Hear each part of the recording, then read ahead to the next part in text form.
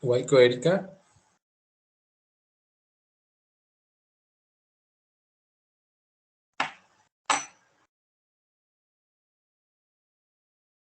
Martínez Gray.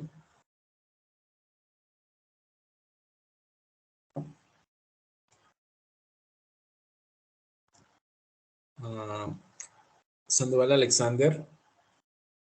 Presente.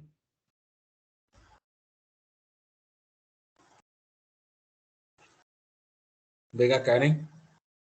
Presente, profe. Sabando Kerly. Profe, entiendo que Kerly está en un asunto familiar. Creo que un familiar de ella había fallecido, entonces me dijo que no se va a conectar por esa razón. De acuerdo. Qué pena, muchas gracias. Segura Génesis. Presente.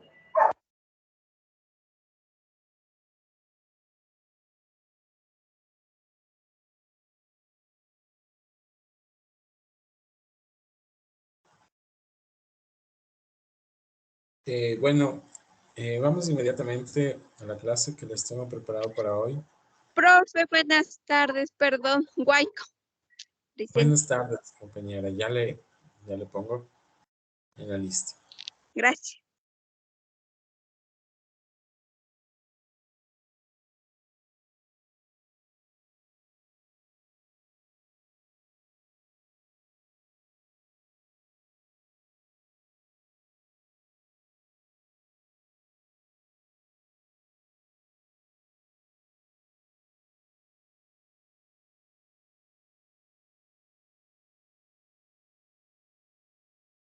Profe, yo tenía una duda con respecto del deber que nos había enviado.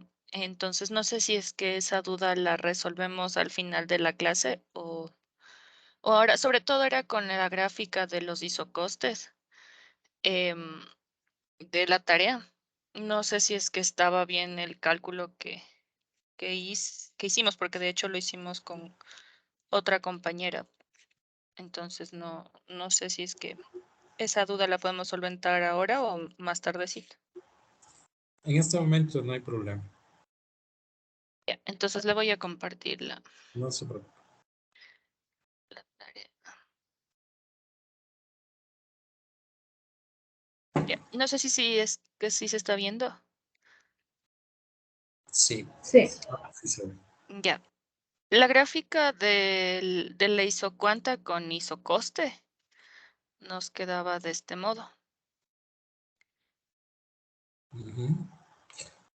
Ya, de la isocuanta. Y los Con esos isocostes. precios. Con esos Ajá. precios que se da. Ok. Ajá, con los precios que nos había dado de trabajo 4 y tierra 5. Ujú. Nos quedaba la gráfica de isocuanta de este modo, de la negrita, el que se marcó con negrito. Ujú. Y para graficar los isocostes, tuve que hacerlo de forma separada, pero encontramos en la red que para calcular los isocostes equivalía al punto por el precio de, en este caso, trabajo tierra. Y después la suma de los costos dividido para el precio era lo que nos daba el punto de referencia del isocoste, tanto en trabajo como en tierra. Entonces yo tenía duda de si es que este punto de referencia es correcto, o sea, estamos bien y basados en este punto, porque basados en estos puntos de referencia es que hice el gráfico de cada liñita del isocoste. Ujú. Pero aplicó otra ecuación, ¿no es cierto? Ajá, o sea, la que encontré en la red, Ah, que ya. me decía que el precio de cada punto, no, el costo total dividido para el precio, bien sea de trabajo o bien sea de tierra, me daba el punto de referencia. Ok, pero con ese gráfico, usted sí pudo calcular el costo marginal, ¿verdad? Este costo que se cruza, perdón, con él. Es que justo por ahí viene mi duda, porque si es que usted se fija en el gráfico, hay varios puntos en la que cruzan, Donde se entonces ya cruza. me... Ajá, entonces ya no... Por eso es que no sabía si estaba bien o mal, porque en todo, prácticamente en todos los puntos cruzan. Pero cruzan con otros isocostes. Pero aquí la idea era justamente verle cuál es el que se cruza con menor, ¿no es cierto? El más bajo. Ajá, o sea, en este punto en teoría vendría siendo el C. Em, ¿Ok? el de aquí, el 7562, que creo que es este. Ujú, ujú, Este, sí, este claro, gráfico de aquí es el menor. claro, claro. No, súper bien. Lo único que, claro, que yo veo es que de pronto usted ha ocupado otra ecuación que encontró en las consultas, pero está bien. O sea, llegué al punto que necesitábamos. Eso tenía duda. No sé si es que llegué a lo que necesitábamos o no.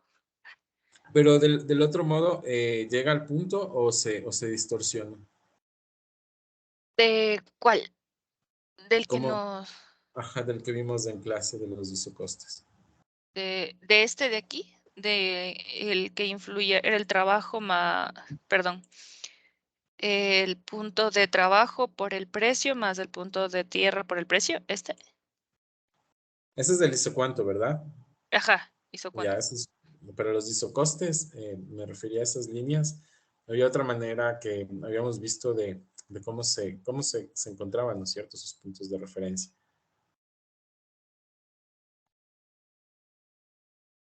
Tal vez debí revisar de nuevo la grabación porque Uf, no ya. recuerdo. Bueno, O en no se todo caso nos preocupe. puede refrescar. Pero de todas maneras, a ver, vamos a ver. Déjame ver un ratito.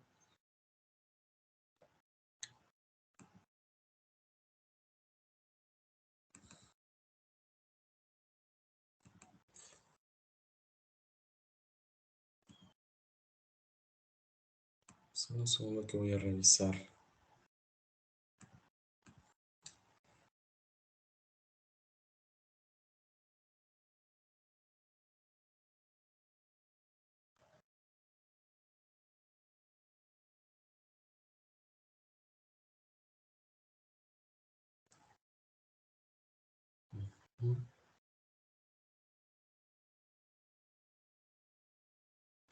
Claro, lo que pasa es que en los isocostes, en las líneas de isocostes, como un poco les enseñé es justamente cuando ustedes multiplican, en este caso, por ejemplo, el precio del trabajo por la tierra.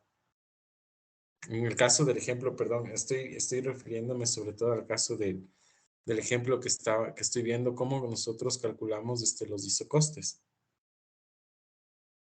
A Ya. ver, déjeme ver si hay tengo otra referencia de esto.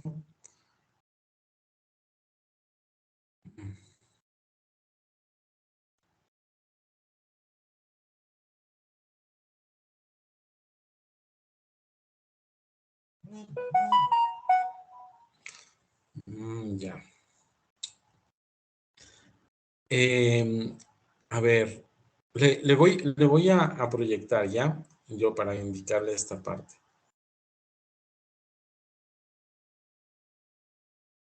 Perdón, profe, no le entendí, se entrecortó, mi internet está medio mal. Perdón, lo que digo es que si deja de convertir, le voy a Ah, ya, compartir ok. yo para indicarle un poco, porque ustedes nos han decidido sobre todo hacer un cálculo bien importante para calcular los isocostes, ¿no? Pero aquí nosotros tenemos ¿cómo se llama? Aquí nosotros tenemos sobre todo ¿cómo se diría? El gráfico de los isocostes y en cada una de la variable, por ejemplo, en el eje de las X ponemos el trabajo, pero aquí el dato que estamos poniendo sobre todo son los precios, ¿no? Por ejemplo, cuando el precio del trabajo es de $1, cuando es de $2, cuando es de $3, cuando es de $4, a $5, a $6, a $7, a $8, a $9. Y asimismo, cuando es a $1, ¿no es cierto? El precio de la tierra. Entonces, ¿qué pasa, por ejemplo, con estas rectas, ¿no? Por ejemplo, aquí lo que hace prácticamente es que se intersecta, supongamos aquí, el punto 2 con el punto 3, ¿no? Entonces, aquí prácticamente lo que hace solamente para calcular el isocoste, ¿cuál sería este precio, no es cierto, de referencia? Lo que hace es lo multiplica, por ejemplo, al precio del trabajo por el precio de la tierra, pero que cruza sobre todo por estos puntos, ¿no? Por ejemplo, otro que podría ser.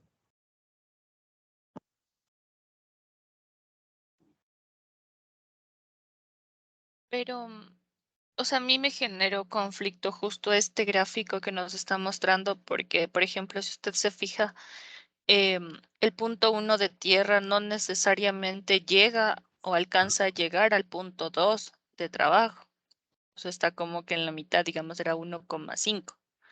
Ujú. Y lo mismo ocurre en el punto 3 de tierra, no alcanza a llegar al 5 y asimismo con el punto 5. Entonces, por eso no, la verdad no sabía cómo graficarle y por eso busqué en la red, porque me imaginaba que tenían que ser exactos, digamos. A ver, vamos a ver otro ejemplo.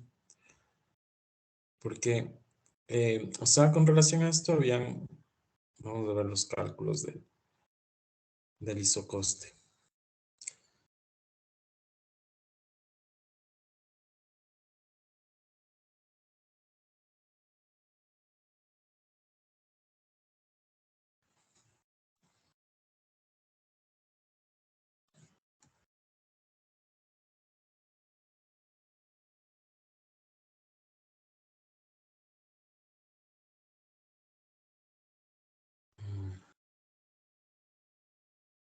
Bueno, eh,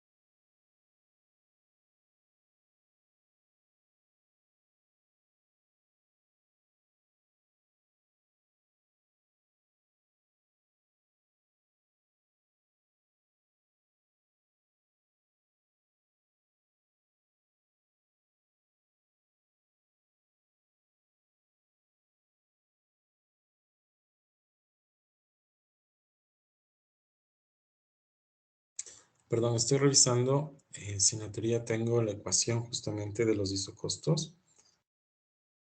Y ya.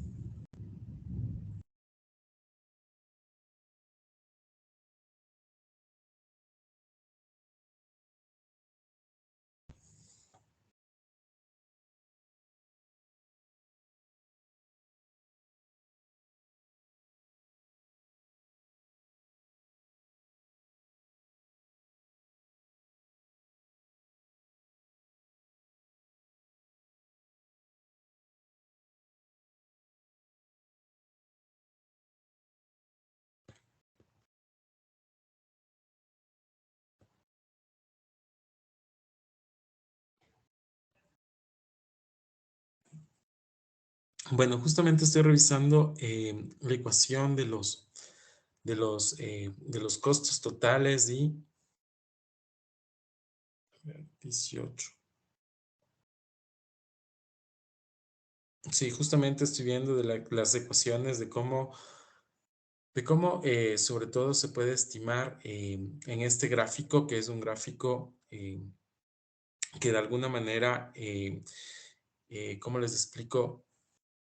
Sobre todo es, bueno, se ha presentado con esta ecuación de Cobb-Douglas, de la función, de esta función producción-trabajo, ¿no es cierto? Lo que se ha hecho es, de alguna manera, poder retratar en base a una función numérica de la producción, cómo funciona el tema de los rendimientos decrecientes y bueno, eso sobre todo a través de los isocostos que ya vimos cómo un poco se calculaban, pero para calcular, eh, eh, perdón, las isocuantas, ¿no? Que ya sabemos cómo se calculan a través de los costos totales y los costos marginales. Ahora, para el tema que tiene ya que ver con los isocostos, ¿no es cierto? Con estas curvas que son prácticamente pendientes, ¿no?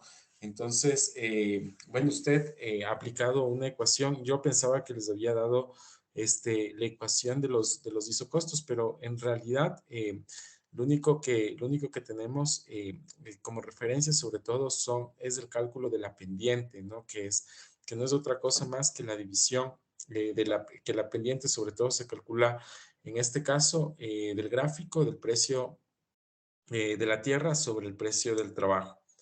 Y de esa manera, de alguna manera, sobre todo de esa manera, perdón, se obtiene más que todo la pendiente, pero no, tiene razón, no hemos visto la tabla para calcular los isocostos para que de alguna manera se puedan graficar así como usted lo ha hecho, ¿no? Pero un poco la cuestión es esa, ¿no? Que no hemos visto, lo único que hemos visto ha sido sobre todo la ecuación de la pendiente. Precio marginal sobre precio total. Sí, correcto.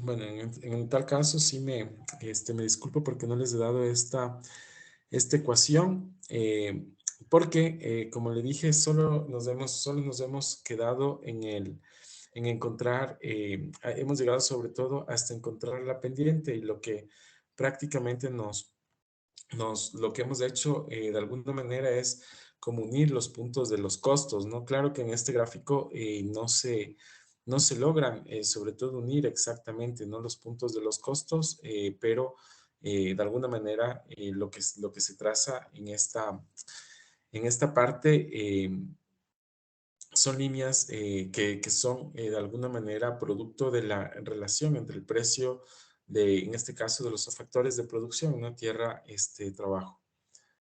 Bueno, no sabría qué más le podría comentar al respecto, pero en tal caso, con su investigación usted ha encontrado de alguna manera cómo trazar ya los gráficos de las rectas y entiendo que la duda sobre todo pasaba porque habían varios puntos donde se unía la recta, ¿no? Pero en sí Sí, ajá. lo que se pide o lo que se trata de encontrar o de ubicar con este tipo de ejercicios es encontrar sobre todo cuáles son las condiciones de producción y de precios para un menor costo. Bueno, usted ha encontrado cuáles son esas condiciones, que es justamente cómo se combina cuánto de tierra y con cuánto de trabajo, ¿no? Para poderlo encontrar. Bueno, Hay claro, que sí, proceder. la verdad es que yo les pedí, ¿no? Que grafiquen también los isocostos, por eso entiendo que fue Ajá. la confusión. Sí, justo como nos pedía los dos gráficos, en realidad no, o sea, por eso es que tenía la duda de si es que la forma que investigué era correcta, porque como nos pidió los dos gráficos y de lo que recordaba de la clase, realmente cuando me dijo que sí nos había dado ya me sorprendí, dije, debí revisar la la grabación. Claro.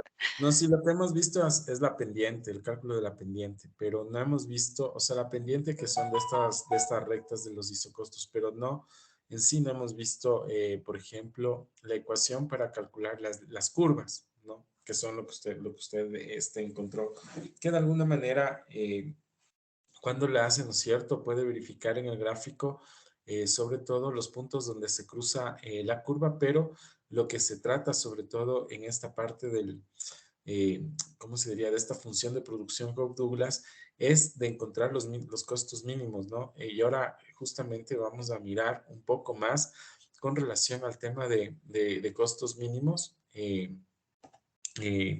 sobre todo cuando vamos a hablar de la eficiencia productiva. Bueno, más bien muchas gracias por la observación. Vamos a ver si más bien en la próxima profundizamos más con relación a estas curvas y digo la próxima, no con ustedes obviamente, sino que en otra clase de economía perdón, de microeconomía para poder solventar estas inquietudes de estos cálculos. Pero de alguna manera, ¿cuál era la idea de este capítulo de la función de producción Cobb-Douglas? Es que ustedes puedan, sobre todo, comprender cómo se estiman los cálculos y cómo, sobre todo, comprender cómo se calculan los costos mínimos, ¿no? A través justamente de los gráficos o de estas ecuaciones, de las isocuantas y de los isocostos, en otras palabras. Bueno, muchas gracias. Voy a continuar más bien voy a Gracias, empezar la profe. clase. Eh, Voy a empezar la clase con esto que estábamos viendo sobre, por favor me avisan si se puede ver la pantalla. Lo que vamos a mirar ahora es sobre la ineficiencia por el progreso técnico, ¿no? Entonces, la idea es obviamente llegar a esta reflexión al final, pero para llegar a esto vamos a mirar sobre todo temas relacionados con la oferta, con la demanda también, y también vamos a mirar sobre todo temas relacionados con la eficiencia de las empresas, no sé cuándo las empresas son eficientes, vamos a mirar también cómo funciona el tema de la eficiencia de las empresas este, en, en una economía, sobre todo cuando las empresas son competitivas y luego vamos a ver sobre todo en una situación de competencia perfecta y en otra situación ya de competencia imperfecta, ¿no? Vamos a mirar qué es lo que pasa con las empresas, con la producción, hasta cuándo, sobre todo las empresas pueden seguir, ¿cómo sería funcionando, ¿no? Y cuándo ya es necesario cerrar las empresas. Por eso vamos a hablar en concreto sobre la eficiencia, ¿no es cierto? Sobre la eficiencia productiva. Entonces, y de ahí vamos a llegar a la conclusión, ¿no es cierto?, de que esta eficiencia técnica, pues, de alguna manera nos lleva sobre todo a una ineficiencia productiva. Entonces, vamos a ver por qué. Bueno, eh, entonces, en una primera instancia vamos a analizar, se va a analizar más que todo, se va a analizar, digo, con relación a la teoría, porque vamos a mirar gráficos y datos vamos a seguir mirando datos de la economía estadounidense, más que todo para poder, sobre todo, retratar estos temas de la oferta y la demanda ya en situaciones de mercados bastante competitivos. Entonces, ¿qué más podemos decir allá? Cuando hablamos sobre todo de mercados perfectamente competitivos, sobre todo nos estamos refiriendo a mercados que de alguna manera tienen un gran número de productores, ¿no? De productores de los mismos productos que hacen que estas empresas de alguna manera sean tan pequeñas que no pueden decidir sobre los precios de los productos. Por eso se habla de mercados perfectamente competitivos, ¿no? Porque de alguna manera, ¿no es cierto? Como las empresas son tan pequeñas, sobre todo en la dimensión de que como son pequeñas, no tienen mucha incidencia o influencia para afectar los precios de los productos, entonces por eso se habla de mercados perfectamente competitivos, es decir, son múltiples empresas, ¿no es cierto?, que elaboran el mismo producto y que funcionan sobre todo en base a la regulación de los precios por la oferta y la demanda, por la mano invisible. Entonces, vamos a analizar estas empresas competitivas, sobre todo la conducta, ¿no es cierto?, de una empresa competitiva. Entonces, al examinar, dice, los comportamientos de estas empresas perfectamente competitivas, aparecen dos observaciones. Primero, que maximizan las utilidades, sobre todo cuando existe esta situación, ¿no es cierto?, de competencia perfecta, ¿no? Entonces, cuando hay esta condición o esta situación, pues las empresas maximizan sus utilidades.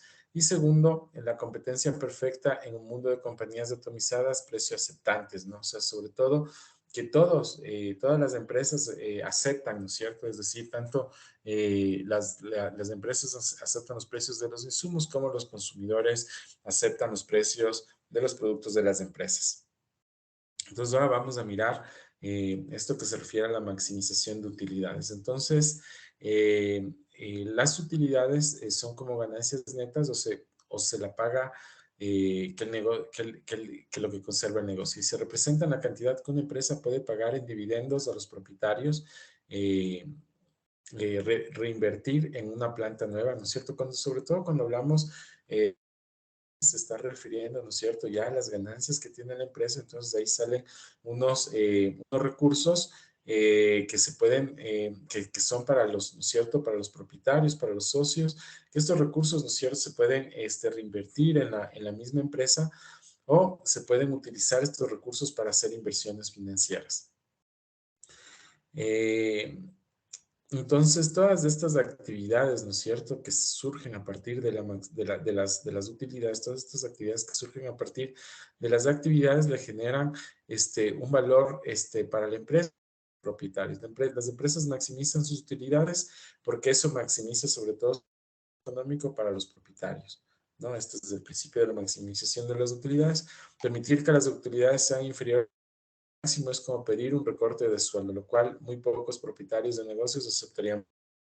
Entonces, siempre el objetivo de las empresas es maximizar las utilidades para reinvertir, para dividirse entre los socios, para bueno, para utilizar en múltiples actividades. Que estas actividades lo que hacen sobre todo aumentar el valor de la empresa, ¿no es cierto?, para sus propietarios. Entonces, esta maximización de utilidades, sobre todo, requiere que todas las operaciones que realiza la empresa sean, sobre todo, eficientes, ¿no es cierto? Es decir, que se eviten desperdicios, que fomente la moral de los trabajadores, que elija procesos eficientes de producción, ¿no es cierto? Cuando se dice es que elija procesos eficientes de producción, es decir, que sean con una buena combinación de los factores, tanto trabajo como capital y tierra. Que tome decisiones sólidas en el mercado, que compre la cantidad correcta de los insumos al menor costo y que elige el nivel óptimo de producción. Como las utilidades implican tanto a los costos como a los ingresos, la empresa debe tener el control de su estructura de costos, ¿no? Entonces, estas como las actitudes, ¿no es cierto?, que hacen que los empresarios o las en sus utilidades. Bueno, entonces ahora vamos a mirar el tema, la segunda condición, ¿no es cierto?, de precio aceptantes. Entonces, en un mundo de competencia perfecta, se dice que cuando la competencia es perfecta, esto es un mundo para los precios aceptantes, ¿no? Entonces, ¿cuándo se da la competencia perfecta? Les vuelvo a recordar, cuando tenemos un gran número de productores, que en comparación con el universo, ¿no es cierto?, sus tan pequeños, me refiero con el universo de productores, son tan pequeños que no pueden incidir en los precios de los productos. Entonces, cuando existe este tipo de competencia, este es aceptable para los precios aceptantes. Una empresa perfectamente competitiva vende un producto homogéneo, idéntico al que venden otras industrias, ¿no? Que más es tan pequeña en relación a su mercado que no puede influir en el precio del mercado, simplemente lo cuando un agricultor vende un producto homogéneo como el trigo, se lo vende a un gran número de compradores al precio de mercado, es decir, de $6 del quintal. De la misma manera que los consumidores realmente deben aceptar los precios que se cargan a través de los proveedores de Internet o los cines. Las empresas competitivas deben aceptar, ¿no es cierto?, los precios del trigo o del petróleo que producen, ¿no? Entonces, cuando existe sobre todo esta situación de competencia perfecta, pues los precios, las empresas aceptan los precios del mercado, ¿no?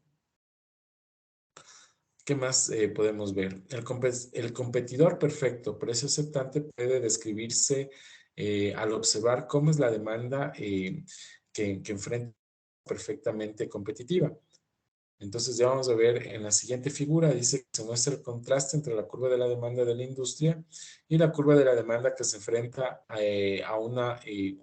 que se enfrenta a una sola empresa competitiva. Entonces, aquí está, ¿no? Entonces aquí tenemos, esta es la curva, ¿no es cierto? La que estoy señalando, ¿no es cierto? La curva de la industria y esta es la curva de demanda, ¿no es cierto?, de una empresa competitiva. ¿Qué más nos dice?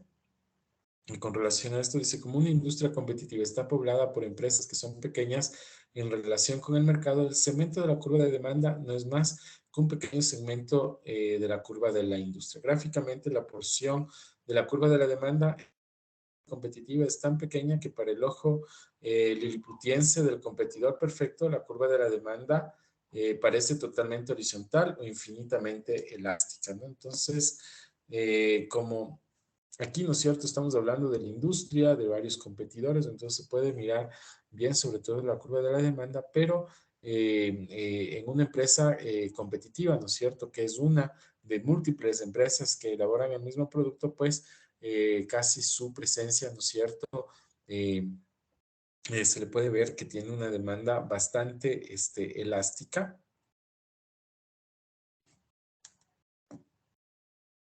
¿Qué más? ¿Qué más nos puede decir?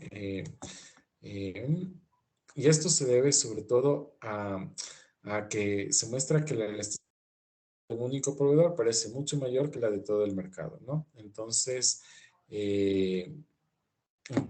claro, o sea, aquí es cuando tenemos, ¿no es cierto?, varios competidores y funciona la ley de la oferta y la demanda, y acá tenemos cuando tenemos sobre todo un solo proveedor. Entonces dice, la curva de la demanda de la industria que se encuentra a la izquierda tiene demanda inelástica en el equilibrio de mercado, en el punto A, ¿no es cierto?, que se da en el equilibrio de mercado. Sin embargo, dice que la curva de la demanda para la empresa perfectamente competitiva de la derecha es horizontal, es decir, completamente elástica. La curva de la demanda de la derecha es horizontal porque un perfecto tiene una fracción tan pequeña del mercado que puede vender todo lo que quiere del mercado, ¿no? Entonces, aquí, ¿no es cierto?, estamos hablando sobre todo de un competidor, ¿no es cierto?, dentro del mercado, en una situación sobre todo de competencia perfecta, ¿no es cierto? Aquí este competidor sobre todo puede vender todo lo que quiera, pero pero a un precio del mercado, ¿no? Bueno, esto un poco para ir viendo sobre todo cuáles son las actitudes, ¿no es cierto?, de una empresa competitiva. Entonces, dado que las empresas competitivas no pueden afectar el precio de cada unidad que se vende es el ingreso adicional que obtendrá la empresa, por ejemplo, a un precio de mercado de $40 por unidad. La empresa competitiva puede vender todo lo que desea $40 si decide vender 101 unidades en lugar de 100, sus ingresos se elevan en exactamente $40. Entonces, para eso hay unas ideas clave, ¿no es cierto?, para estas empresas competitivas. Dice que las condiciones de competencia perfecta existen muchas, una de las cuales se produce un producto idéntico y es demasiado pequeña para afectar el precio de mercado. El competidor perfecto se enfrenta a una curva de demanda totalmente horizontal, ¿no es cierto?, es totalmente elástica, y el ingreso adicional que se obtiene de cada unidad extra que se vende es, por tanto, el precio de mercado, ¿no? Entonces, hasta aquí van siendo como sobre todo cuáles van siendo las características que requiere sobre todo una empresa competitiva. Ahora vamos a ver este mismo ejemplo, ¿no es cierto?, de la empresa competitiva, pero con costos marginales iguales al precio, ¿no? O sea, aquí vamos a mirar hasta dónde una empresa es competitiva. Vamos a mirar sobre todo hasta cuándo puede de alguna manera maximizar sus en estas condiciones. Entonces, aquí tenemos un ejemplo. Dice, digamos que usted está administrando las operaciones petroleras de Bob y que debe establecer la producción que maximice las utilidades. ¿Cómo realizaría esta tarea? Dice, para ejemplo, suponga además que el precio de mercado del petróleo es de $40 por unidad. Entonces, dice, usted puede intentar adivinar y vender 3,000 unidades. Ya vamos a ver aquí en el gráfico, ¿no?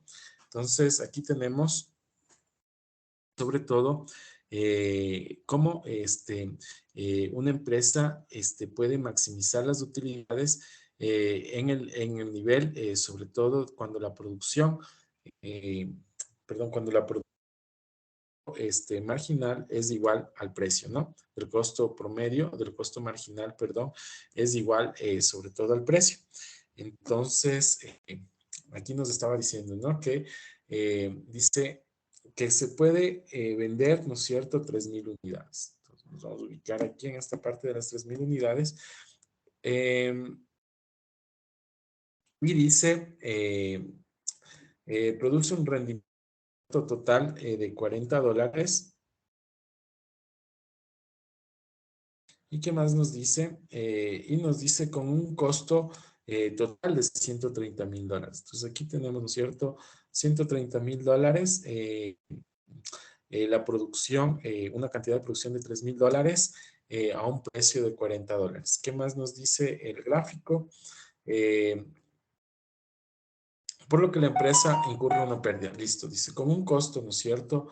Primero vemos de aquí que tenemos, ¿cierto?, de $120,000 y que también tenemos un costo de $130,000 a esta cantidad de producción. Entonces, aquí prácticamente si vemos ingreso y costo, entre ingreso total y costo total, vemos que la utilidad, ¿no es cierto?, que es igual a mi ingreso menos el costo total, $10,000. Entonces aquí a este nivel de producción, a esta cantidad de producción, pues la empresa estaría perdiendo, ¿no? ¿Qué más vemos aquí?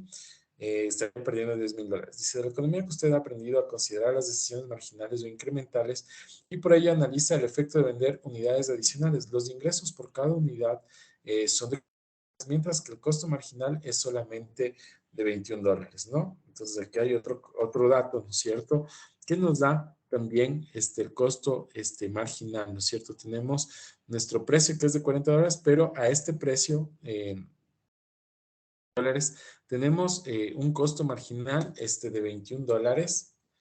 ¿Y qué más dice? Esto implica que el ingreso adicional sobrepasa el costo marginal de una unidad más. Entonces, usted analiza un nivel de producción de 4,000 unidades. Esta producción, la empresa tiene un ingreso de de $40, ¿no es cierto? Entonces, que tiene, ¿no es cierto?, este costo $21, entonces se mira sobre todo qué pasa si se producen, ¿no es cierto?, 4,000 unidades. Entonces, 4,000 unidades a un costo, perdón, a un precio de $40. ¿Qué más nos dice? Un precio de $40 con un costo, ¿no es cierto? Tenemos aquí un costo total de 160 y un ingreso total de $160,000. Entonces, aquí en nuestra utilidad, cuando restamos, ¿no es cierto?, nuestro ingreso total menos el costo, es de $0. Entonces, aquí me dice, por lo que las utilidades son igual a 0, ¿no? Entonces, aquí en este punto de producción del ejemplo, ¿no es cierto? En el primer punto de producción, tenemos pérdidas. Sobre todo, estamos perdiendo como $10,000 porque los ingresos son menores a nuestros costos y además tenemos un costo marginal de $21. Pero cuando subimos, ¿no es cierto?, la cantidad de producción a 4,000 unidades, entonces aquí, obviamente al mismo precio, aquí vemos que de alguna manera, ¿no es cierto?, nuestro costo total es nuestro ingreso total, por tanto nuestras utilidades son 0, pero vemos que aquí nuestro costo marginal, ¿no es cierto?, es de $40. ¿Qué sucedería si usted aumenta la producción a 5,000 unidades? 5,000 unidades, ¿no es cierto?, que se encuentra por acá a un precio de $40. Entonces vemos que nuestro costo total, ¿no es cierto?, es de 210,000 y nuestro ingreso total es de 200,000. Entonces aquí a una producción de $5,000, al restar nuestros ingresos menos nuestros costos, tenemos también una pérdida, ¿no es cierto?, de menos $10,000, ¿no es cierto? Es decir, si producimos más, ¿cómo se diría?, al mismo precio. Entonces, ¿qué más nos dice aquí? ¿Qué salió mal? Dice, cuando usted vuelva a su contabilidad, se dará cuenta que a un nivel de producción de 5,000 unidades, el costo marginal es de $60, ¿no? Entonces, aquí vemos, ¿no es cierto?, que aumenta el costo marginal es de $60. ¿Qué nos indica esto? Dice, ¿cuál es superior al precio de mercado, que es de $40, por lo que usted está perdiendo $20, ¿no es cierto? Entonces, ¿por qué aquí estamos perdiendo en esta parte? Porque de alguna manera, ¿no es cierto?, nuestro costo marginal es mayor. Entonces, aquí tenemos nuestro costo marginal precio. Entonces, cuando esto pasa, ¿no es cierto?, esta diferencia, sobre todo, significa pérdidas, ¿no? Porque de alguna manera, o sea, en otras palabras, estamos viendo, ¿no es cierto?, que nos cuesta más de lo que vendemos, ¿no es cierto?, en otras palabras, el producto en el mercado. ¿Qué más nos dice? En la última unidad, sobre todo en la última unidad producida. Ahora usted puede ver, sobre todo, que la producción de máxima utilidad se obtiene a la producción en la que el costo marginal es igual al precio. Entonces, en este punto, ¿no es cierto?, se puede decir que en este punto donde tenemos, esta es nuestra producción, sobre todo de máxima utilidad. ¿Por qué? Porque ¿cómo se llama? Mi utilidad es igual a 0 y aquí vemos, ¿no es cierto?, que nuestro precio es igual, ¿no es cierto?, a nuestro costo marginal. Aquí tenemos que nuestro costo es igual a nuestro precio. Entonces, en ese marco, no estaría, ¿no es cierto?, perdiendo esta empresa, sino que estaría, como quien dice, produciendo al límite, ¿no es cierto?, obviamente con 0 de utilidades, pero se dice que en este ¿cierto? Cuando la utilidad es cero es donde más, sobre todo, una máxima utilidad, ¿no? Entonces aquí nos dice que la producción de máxima utilidad se obtiene es igual a cero. ¿Por qué? Porque además de esto es verificable y comprobable, porque si vemos, ¿cierto? A una producción de 1000 unidades tenemos una utilidad de menos 45,000, es decir, aquí perdemos menos 45,000. A una producción de 2000 unidades tenemos una utilidad de menos 30,000, o sea, perdemos 30,000, ¿no es cierto? Una producción de 3000 unidades perdemos 10,000. A una producción de 4000 unidades salimos tablas, como quien dice, o sea, no hay utilidades. ¿Y qué más? Y a una producción, ¿no es cierto?, de 5000 unidades, pues también perdemos 10,000. Entonces, de acuerdo a estos valores, ¿no es cierto?, que tengo, ¿cuál es la cantidad que me genera una mayor utilidad? Obviamente es esta, ¿no es cierto?, porque no es un número negativo, no salgo perdiendo, sino que salgo de alguna manera con la producción. Ahora vamos a ver por qué esto es importante. Dice que la razón subyace a esta propuesta es que la empresa competitiva siempre puede obtener una utilidad adicional, mientras que el precio sea superior al costo marginal de la última unidad. La utilidad total llega a su punto más alto, es decir, se maximiza cuando ya no hay utilidad adicional alguna que obtener al vender la producción adicional. Entonces, este es un concepto bastante importante, ¿no? Sobre todo cuando se maximiza, perdón, utilidad sobre todo se maximiza cuando se ha llegado, ¿no es cierto? Cuando ya no hay una utilidad adicional alguna que obtener al vender un producto adicional. Es decir, nosotros aquí, ¿cómo se llama? Hemos vendido, ¿no es cierto? Este es el punto máximo, sobre todo donde se puede obtener una utilidad máxima, sobre todo porque si yo vendo una unidad adicional, por ejemplo, si yo vendo 4001, obviamente voy a tener pérdidas, ¿no es cierto?, en esta parte de la producción, es decir, ya no puedo vender una unidad adicional más que 4000, ¿no es cierto?, para yo obtener mi máxima, para maximizar sobre todo mis utilidades. Dice, en el punto de la utilidad máxima, la última unidad consigo una cantidad de ingreso exactamente igual a la del costo unitario. ¿Cuál es adicional? Es el precio por unidad. ¿Cuál es el costo adicional? Es el costo marginal. Bueno, entonces aquí, en otras palabras, en este punto, ¿no es cierto? Cuando mi precio, ¿no es cierto?, es igual a mi costo, es igual a mi costo marginal, entonces aquí tenemos que mi costo total, ¿no es cierto?, es igual a mi ingreso total que ha tenido la empresa. Entonces, en ese marco, cuando mis costos son iguales a los ingresos, entonces es sobre todo cuando he obtenido mi máxima, he maximizado mis utilidades. ¿Qué más podemos ver aquí? Bueno, se va a comprobar, ¿no es cierto?, esta hipótesis, sobre todo, mira, tabla dice, entonces, en la tabla anterior que vimos. Comenzando en la maximiza las utilidades de 4000. Si esta empresa petrolera ROC vende una cantidad más, este traerá consigo un precio de $40, mientras que el costo marginal de esta unidad es de $40.01, por lo que la empresa podría perder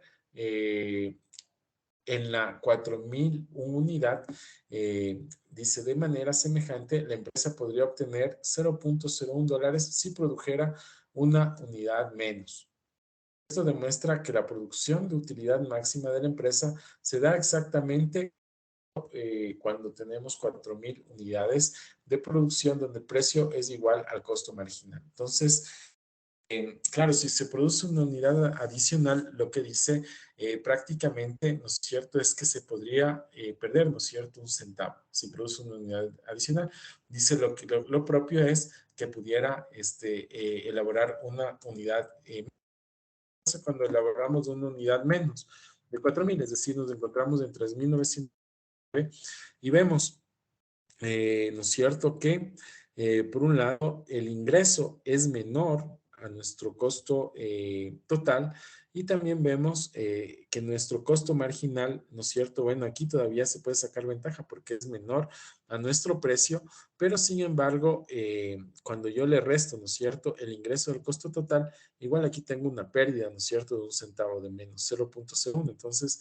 nuestro punto de producción, ¿cómo se llama? Que se podría maximizar, ¿no es cierto?, mis utilidades, viene a ser con una cantidad de 4.000, de una producción de 4.000 unidades. Entonces, por es importante a ese nivel de producción combinar de una manera eficiente, ¿no es cierto?, insumos para poder obtener los productos. ¿Qué más nos dice aquí? Bueno, hay una regla general, dice que para la oferta de una empresa bajo competencia perfecta, una empresa debe maximizar las utilidades a ese nivel en el que el costo marginal es igual al precio, ¿no? Entonces, solamente esto se da, ¿no es cierto? Esta situación, perdón, se puede dar en una competencia perfecta, ¿no? En una competencia, es decir, donde existen muchos competidores, ¿no es cierto? Cuando se iguala el costo marginal, ¿no es cierto? Ese marco es donde se maximiza sobre todo las utilidades. ¿Qué más podemos mirar aquí? Bueno, vamos a mirar sobre todo qué pasa, ¿no es cierto?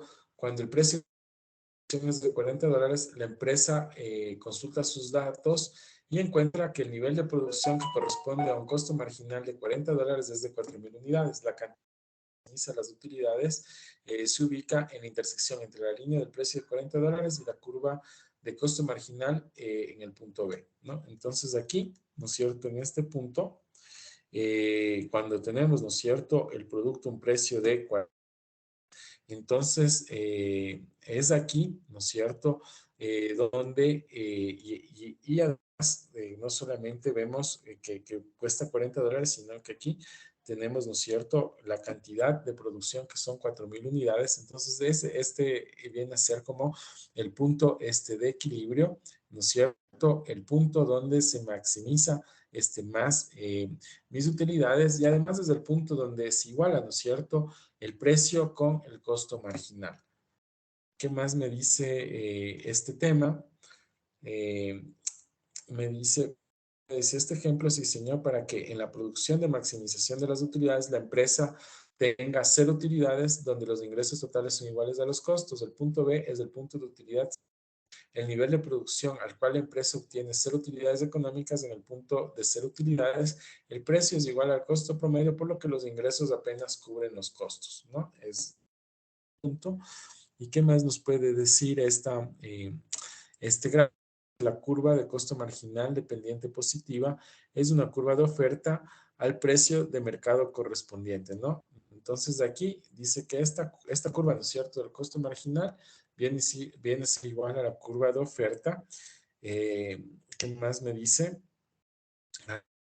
Y también me dice que la empresa ofrecerá la cantidad situada en el punto de intersección A, ¿no? Entonces, aquí vemos, ¿no es cierto?, que la empresa, sobre todo, dice que ofrecerá, ¿no es cierto?, o sea, aquí cuando hablamos de ofrecerá esta cantidad del punto A, es decir, aquí 5.000 unidades.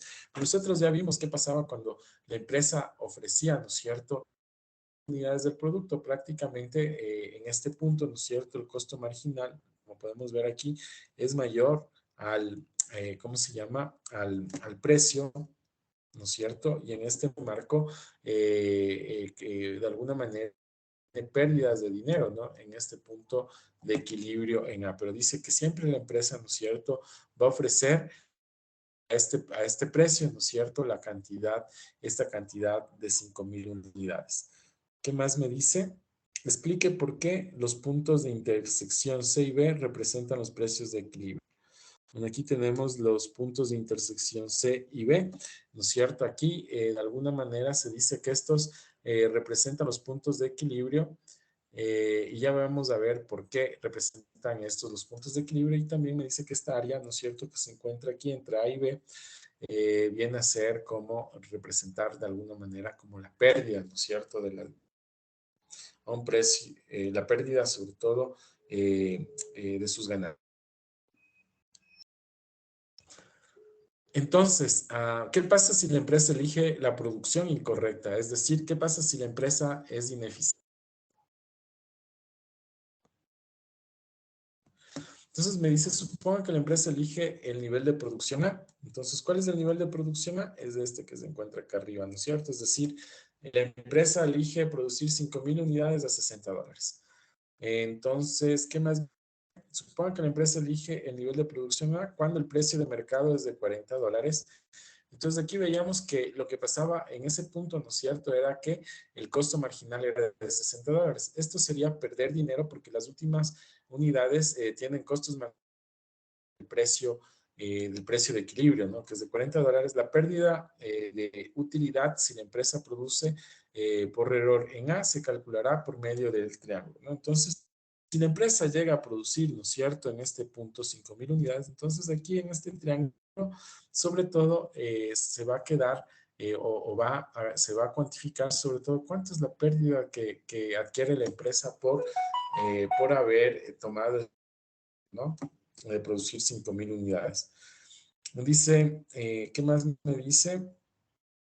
Dice, esto representa la diferencia entre el costo marginal y el precio correspondiente a los niveles de producción comprendidos entre A y B, ¿no es cierto? Se refiere a este triángulo. Dice, una empresa maximizadora de utilidades fijará su producción en el nivel en el que el costo marginal se iguala al precio. Gráficamente, esto significa que el costo marginal de la empresa también es curva de la oferta, ¿no? Entonces, cuando, ¿cierto? Sobre todo, graficando el punto B, de alguna manera, en este punto B, en este punto de equilibrio, el costo marginal viene a ser igual, ¿no es cierto?, a la curva de la oferta.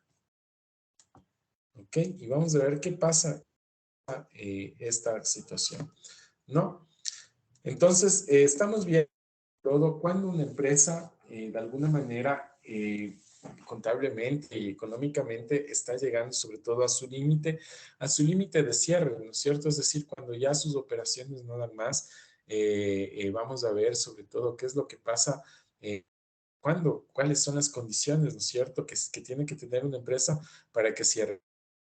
No necesariamente es que la empresa, ¿no es cierto?, se encuentre con este punto, ¿no es cierto?, de las utilidades en cero, es decir, cuando se encuentren unidades, ¿no? No siempre significa que en ese punto la empresa va a cerrar o ya va a cerrar porque está perdiendo, ¿no?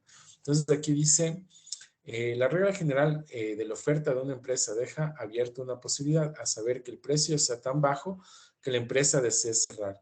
No es posible que en el equilibrio en el que el costo, en el que el precio y el costo marginal de la empresa Bob esté perdiendo muchísimo dinero y quiera cerrar. En general, una empresa desea cerrar plazo cuando ya no puede cubrir sus costos variables. ¿Cuáles son sus costos variables? Sus costos variables son los gastos, ¿no es cierto? Son los gastos operativos, son los sueldos y salarios de los trabajadores, ¿no es cierto? Es lo que se gasta en el día a día, esos son los costos. Entonces, cuando la empresa ya no puede solventar esto, entonces ya es una cosa que cierra. Suponga, por ejemplo, que la empresa se enfrentará a un precio de mercado de $35. Dice, respetando por la línea recta de la figura 8.2, a este precio el costo marginal es igual al precio en el punto C. Entonces vamos a ver aquí. Voy a borrarle esto un poquito para situarnos en el ejemplo. Entonces, bueno.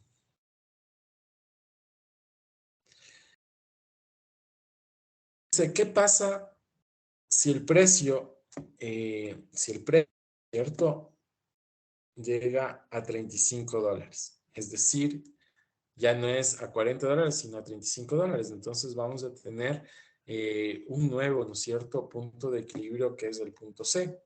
Vamos a ver si aquí tengo en el gráfico a un precio de $35. No está aquí, pero vamos a seguir resolviendo este precio de $35. Dice, representado por la línea recta en esta figura, dice, ese precio, el costo marginal es igual al precio en el punto C. Entonces aquí tenemos también, ¿no es cierto?, que el costo marginal viene a ser igual al precio en el punto C. Es decir, si el costo marginal Si el precio es igual a 35, ¿no es cierto? Y el costo marginal también es igual a 35 en ese punto, en el punto C. Qué más nos en relación a este punto? Dice un punto en el que el precio es de hecho inferior al del costo promedio de producción. Vamos a ver aquí. Costo promedio. Ya. ¿Y qué más podemos ver? Podemos encontrar, ¿no es cierto?, que el costo promedio de producción viene a ser $40, ¿no es cierto? Como el costo promedio de producción es de $40, entonces, ¿qué pasa con este precio de $35? $35 es menor que $40, ¿no es cierto? Entonces, si este es mi precio, debe decir que mi precio, ¿cómo se llama? Que mi precio, que mi costo promedio, perdón, que mi costo promedio es de $40, ¿no? Este es mi precio y mi costo promedio es de $40. Entonces, aquí $35 y mi costo promedio es de $40, entonces aquí está, como quien dice, perdiendo, ¿no es cierto? $5. ¿Qué más nos dice aquí? Con relación a este análisis de empresa, desearía seguir produciendo a pesar de que estaba incurriendo en pérdidas. Es decir, en este punto, ¿no es cierto? En este punto C, cuando en mi costo, cuando mi precio es igual a mi costo marginal y es igual a la oferta, pero además mi costo promedio es mayor, es decir, es de $40, aquí se está perdiendo, pero las empresas siguen, ¿no es cierto?, en su afán de producción, a pesar de que se estén dando estas pérdidas, a pesar, ¿no es cierto?, de que vemos que se han reducido los precios en pérdidas, pero no importa, o sea, la empresa asume esas pérdidas y sigue produciendo, pero esta no es una condición todavía para cerrar la empresa. En otras palabras, entonces, claro, la respuesta, sobre todo, con relación a esta pregunta, ¿no? La empresa desearía seguir produciendo a pesar de incurrir en pérdidas. Dice, claro, sí, la empresa es afirmativa. La empresa debería seguir produciendo, la empresa debería minimizar sus pérdidas, mismo que maximizar sus utilidades. Si produjera en el punto, incurriría a una pérdida de $20,000 solamente. Entonces, en este punto, ¿no es cierto? C, aquí incurre a una pérdida solamente de $1,000. Entonces, para no perder tanto, lo que recomienda la teoría es que la empresa debe maximizar sus utilidades y minimizar sus costos de producción. ¿Qué más me dice con relación a esto? Dice, mientras que cerrar, ¿no es cierto? Ah, ya. Entonces, en este punto, ¿no es cierto? Donde se está perdiendo $20,000, entonces cerrar la empresa en este punto, sobre todo por los costos fijos, ¿no? Los costos fijos son las deudas que tienen las empresas. Entonces, si la empresa cerraría en este punto, ¿no es cierto? La empresa perdería $50,000, ¿ya? En este punto, sobre todo, donde mi costo, mi precio es bajo, pero mi costo promedio es alto, ¿no es cierto? Es de $40. Aquí yo sigo produciendo, pero no pierdo tanto como perdiera si le cierro la empresa, ¿no es cierto? Porque aquí vemos que, obviamente, si no le cierro la empresa, pero si le cierro la empresa, pierdo 50,000. Entonces, bueno, ya vamos a ver, creo que por aquí hay unos ejemplos de cómo podría pasar, ¿no? Entonces, aquí lo que me dice que perder $55,000, ¿no es cierto? Estos 55,000 perdería solo sería de costo fijo. Dice, por tanto, la empresa debería seguir produciendo. Recuerde que una empresa debe hacer frente a sus compromisos contractuales, es decir, tiene que hacer siempre compromiso a sus obligaciones, a sus deudas. Entonces, a corto plazo debe pagar los costos fijos, ¿no? A corto plazo. Como son los intereses del banco, los alquileres, de las plataformas, en este caso es una empresa petrolera, los sueldos, ¿no es cierto? ¿Qué más? El resto de sus costos son variables, ¿no? Estos vienen a ser como sus costos fijos que podría pagar en el corto plazo, ¿no es cierto? A pesar de que tiene pérdidas, pero el resto de sus costos son costos variables, ¿no es cierto? Como tenemos materias primas, sueldos y salarios de los obreros, los combustibles, que serían iguales a cero si la producción fuera a cero, ¿no? Entonces, pero como la producción no es cero, dice es provechoso seguir produciendo en el nivel en el que P es al menos igual al costo marginal, mientras en el que el precio es igual al costo marginal, mientras que el ingreso cubra los costos variables, ¿no? Entonces, de alguna manera, ¿no es cierto? En estas condiciones de producción, sobre todo cuando se tienen pérdidas, se puede todavía cubrir, ¿no es cierto?, los costos variables y parte de los costos fijos, ¿no? Entonces, mientras la empresa siga cubriendo los costos variables y siga produciendo, entonces la empresa todavía no estaría como para cerrar en este nivel, ¿no? En este nivel de precios, tomando en cuenta sobre todo que las empresas se encuentran en una situación, en unas condiciones de competencia perfecta, es decir, son muy competitivas, entonces solo allí, en esas condiciones, la empresa podría seguir sobreviviendo con pérdidas. ¿Qué más vemos aquí? Ya listo. Entonces, estamos viendo, ¿no es cierto?, que el precio de mercado está bajo, al que los ingresos son exactamente iguales al costo variable. Entonces, vamos a ver si tenemos aquí en el cuadro nuestro costo promedio. Bueno, entonces nos dice que que a ese precio, ¿no es cierto?, esos precios que están bajos, dice que esos precios, ¿no es cierto?, o que estos ingresos son iguales a los costos variables. ¿Qué más me dice? En otras palabras, dice al que las pérdidas son exactamente iguales a los costos fijos.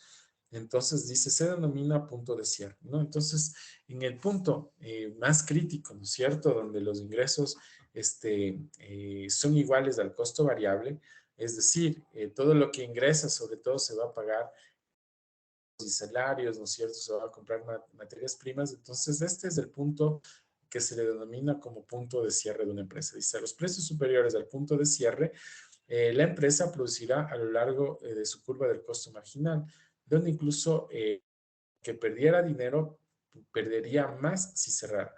Para precios por debajo del punto de cierre, la empresa no nada porque cerrando solo perdería sus costos fijos. Así se obtiene la siguiente.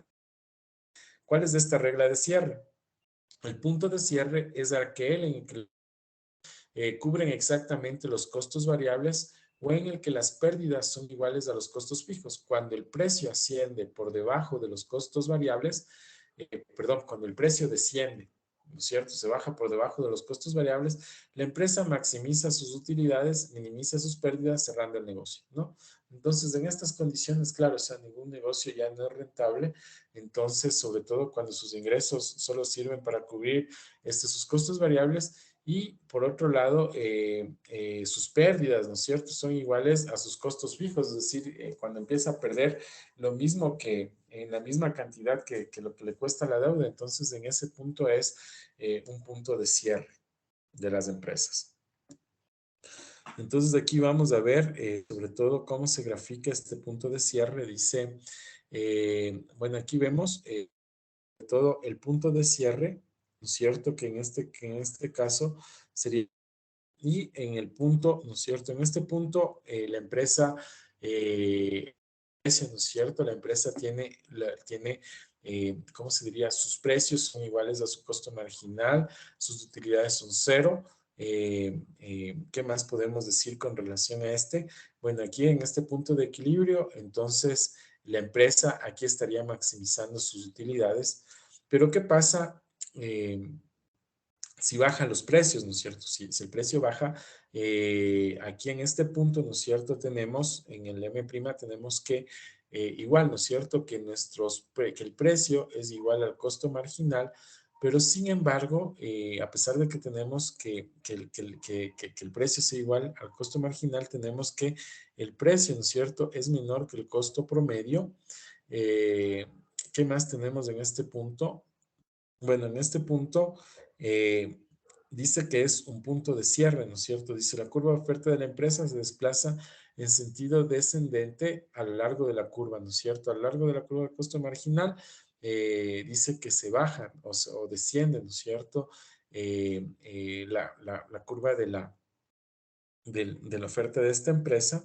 ¿Y qué más me dice? La curva de oferta de la empresa corresponde a la curva del costo marginal en la medida que los ingresos sean superiores a los costos variables, ¿no? Sobre todo aquí podemos decir, ¿no es cierto?, que solamente en este punto el costo marginal, ¿no es cierto?, los ingresos son superiores a los costos variables en este punto.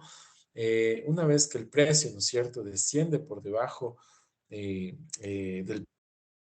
de mercado, dice, llegamos sobre todo a este punto de cierre, las pérdidas son mayores que los costos fijos y por tanto la empresa cierra. De ahí que las curvas bueno, en otras palabras, en este punto, ¿no es cierto?, al tener un precio bajo de mercado, sobre todo nuestros ingresos de alguna manera son iguales, llegan a ser en este punto nuestros ingresos iguales a los costos variables y por otro lado las pérdidas son iguales a los costos fijos, por tanto la empresa tiene que liquidar, ¿no es cierto?, minimizar sus gastos y liquidar para no perder así tan descabelladamente. Entonces, ¿qué más tenemos aquí?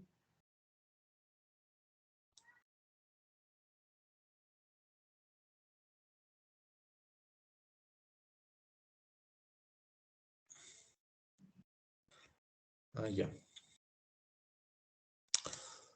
Bueno, aquí esta curva de alguna manera representa la curva de los costos variables los costos variables de producción. Entonces, bueno, en este punto ya vemos sobre todo que los ingresos son iguales a los costos variables, entonces ya es un punto como de cierre. Dice, entonces, ¿cuáles serían las condiciones de cierre, no es cierto? ¿Cuáles serían las conclusiones de esto? Dice que las empresas que maximizan las utilidades pueden continuar operando en el corto plazo, incluso si está perdiendo dinero, ¿no? Entonces, cuando veíamos que maximizaban las utilidades, sobre todo cuando sus utilidades llegaban a cero, sus costos variables, sus costos marginales eran iguales al precio, ¿no? Sus costos marginales es igual a la oferta. Bueno, esas son las condiciones, sobre todo para continuar en el corto plazo, a pesar de estar perdiendo, ¿no?, dinero. Esta condición se mantendría especialmente para las empresas que están muy endeudadas, por tanto, tienen costos fijos elevados. Las líneas aéreas son un buen ejemplo, ¿cómo se llama?, de este tipo de empresas, ¿no es cierto?, que tienen altos costos fijos. Para estas firmas, mientras las pérdidas sean menores a los costos, las utilidades se maximizan y las pérdidas se minimizan cuando pagan los costos fijos y siguen operando, ¿no? Entonces, hay modelos, ¿no es cierto?, de empresas de una manera siguen operando a pesar ¿cómo se llama?, pues, ¿no?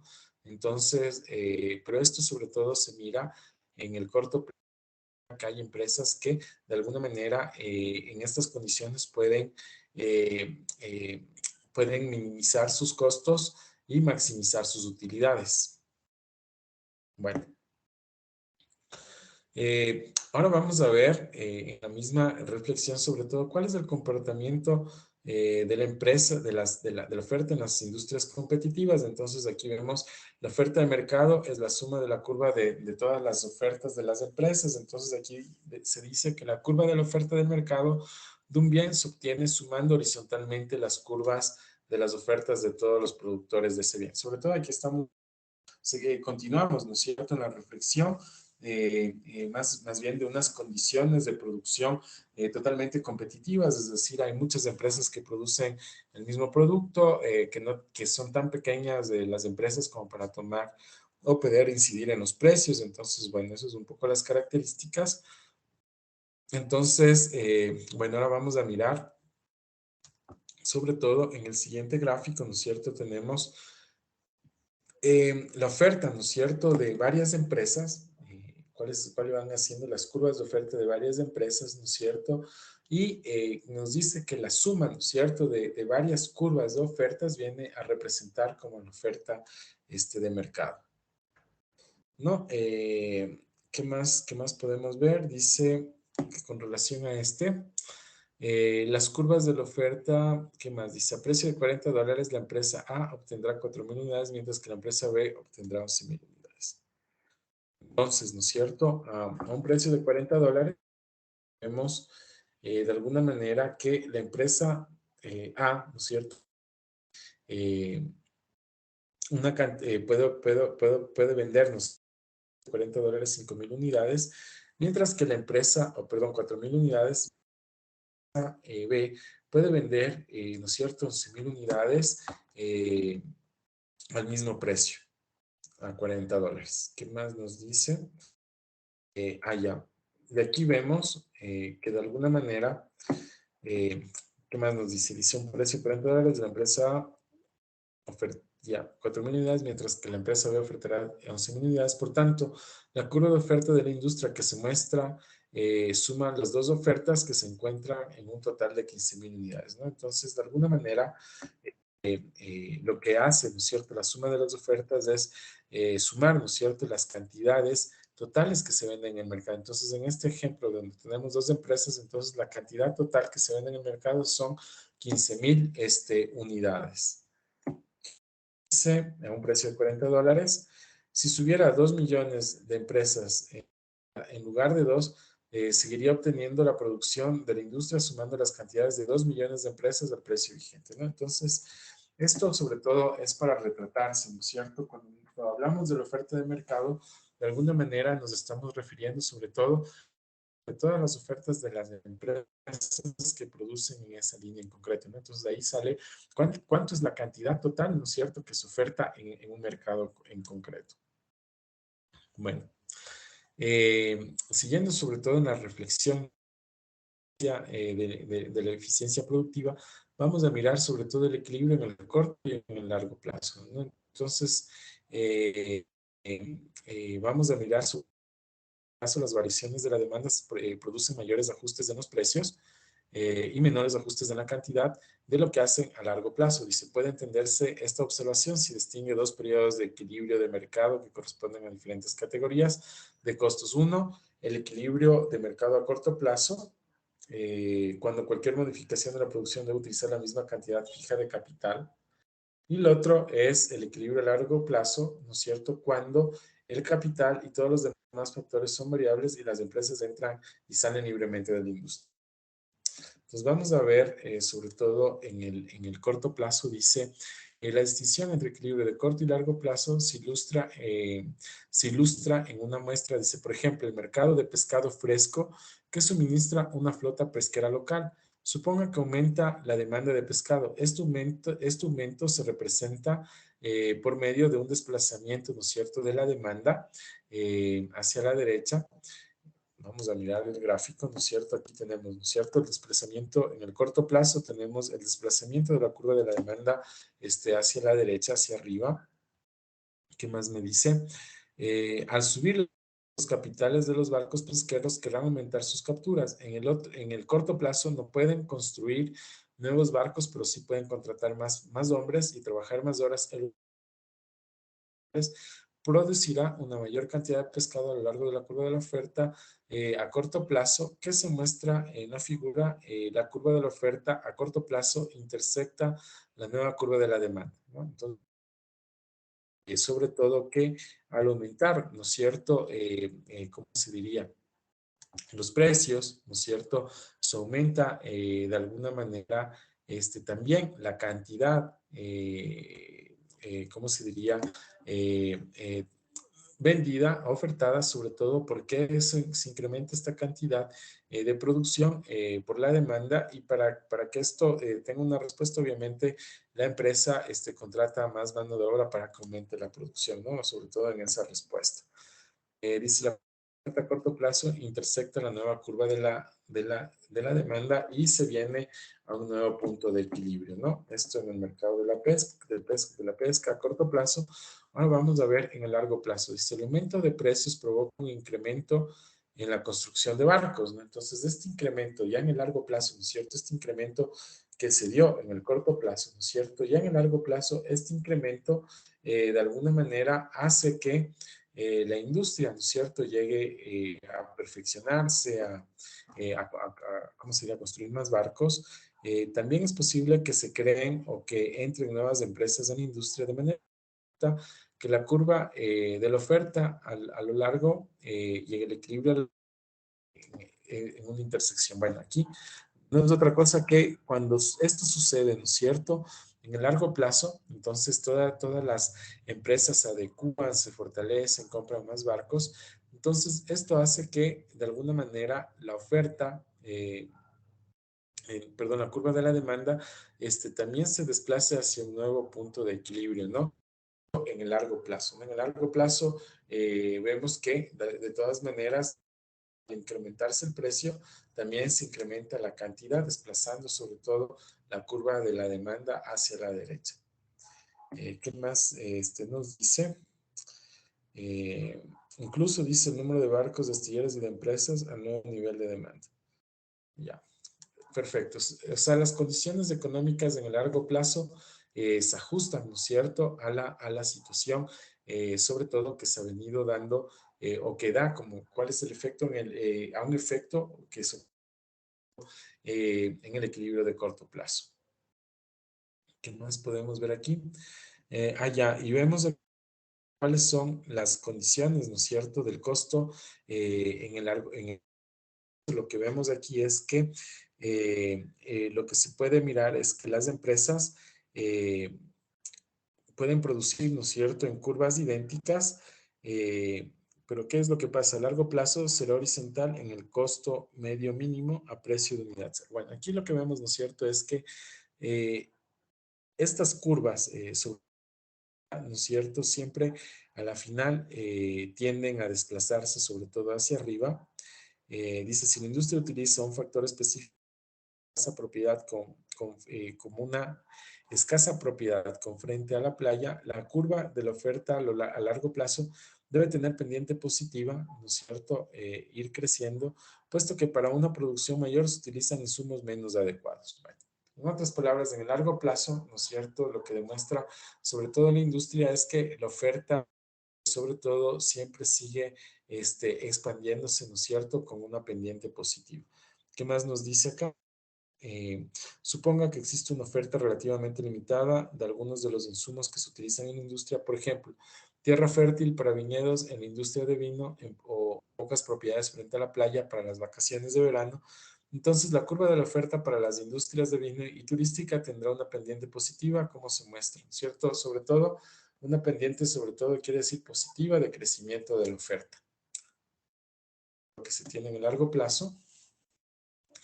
El largo plazo para una industria competitiva, dice, el análisis de las condiciones de cero utilidades demostró que las empresas pueden permanecer en el negocio durante algún tiempo, incluso si no son redituables. Esta situación es posible particularmente para empresas con elevados costos de costos fijos de capital. Este análisis permite comprender por qué cuando los negocios experimentan dificultades, muchas de las mayores empresas estadounidenses como General Motors permanecen en su industria incluso cuando estas están perdiendo miles de. Tales pérdidas dan lugar a una duda preocupante. Es posible que en el capitalismo se dirija hacia una eutanasia de los capitalistas, es decir, que se autoliquiden, ¿no es cierto?, con el tema de las pérdidas. Dice, para responder a esta pregunta es necesario analizar las condiciones de cierre de largo plazo. Ya se mostró que las empresas cierran cuando ya no pueden cubrir sus costos variables, pero en el largo plazo todos los costos son variables. Una empresa que pierde dinero puede pagar sus bonos, despedir a sus gerentes y dejar que sus arrendamientos expiren. En el largo plazo, todos los compromisos vuelven a ser opcionales. De ahí que en el largo plazo las empresas, cuando el precio se ubica en la situación de cero utilidades o por encima de esta, donde el precio es igual al costo promedio. Entonces, en otras palabras, es como que existen empresas, ¿no es cierto?, que permanecen en el mercado, a pesar, ¿no es cierto?, de ir obteniendo pérdidas, ¿no? Esto nosotros lo podemos sobre todo visualizar, ¿no es cierto?, cuando, ¿qué es lo que pasa, ¿no es cierto?, cuando una empresa incurre sobre todo en pérdidas, ¿no es cierto? Entonces la superintendencia de compañías le pone, ¿no es cierto?, a la empresa porque no, algo está pasando con esa empresa, ¿no es cierto? No está generando utilidades, no genera ganancias, solo genera pérdidas. Entonces, bueno, estas empresas, de alguna manera, lo que se puede ver empresas, sobre todo que pueden vivir con algunas situaciones, ¿no es cierto? Debido a que tienen pérdidas, debido a que pierden mucho dinero, pero pueden seguir sobreviviendo en el tiempo, de alguna manera tomando medidas, ¿no? Que obviamente son controladas por las instituciones de control. Bueno, en conclusión, dice que en el largo plazo el precio de una industria competitiva tenderá hacia el punto crítico en el que firmas idénticas apenas cubren los costos competitivos totales. Dice, por debajo de este precio crítico a largo plazo las empresas dejarán a la industria hasta que el precio regrese al costo promedio de largo plazo. Por encima de este precio de largo plazo, nuevas empresas entrarán industria, con lo cual obligarán al precio de mercado a regresar al precio de equilibrio.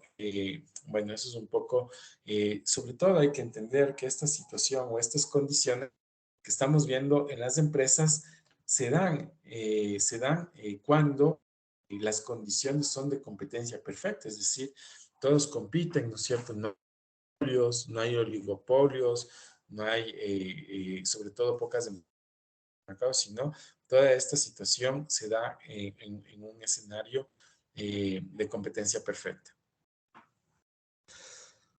Bueno, como una de las conclusiones que se dice es que el equilibrio a largo plazo de ser utilidades es en una industria competitiva poblada por firmas idénticas que tienen y salir, la condición de equilibrio a largo plazo es que el precio es igual al costo marginal, igual que el costo promedio mínimo a largo plazo de cada empresa idéntica, ¿no? Entonces, como nos habla de varias empresas idénticas, entonces son varias empresas, ¿no es cierto?, que están compitiendo en el mercado y que su utilidad, ¿no es cierto?, a ese precio de alguna manera es cero. Dice, es la condición de utilidad económica cero a largo plazo, ¿no?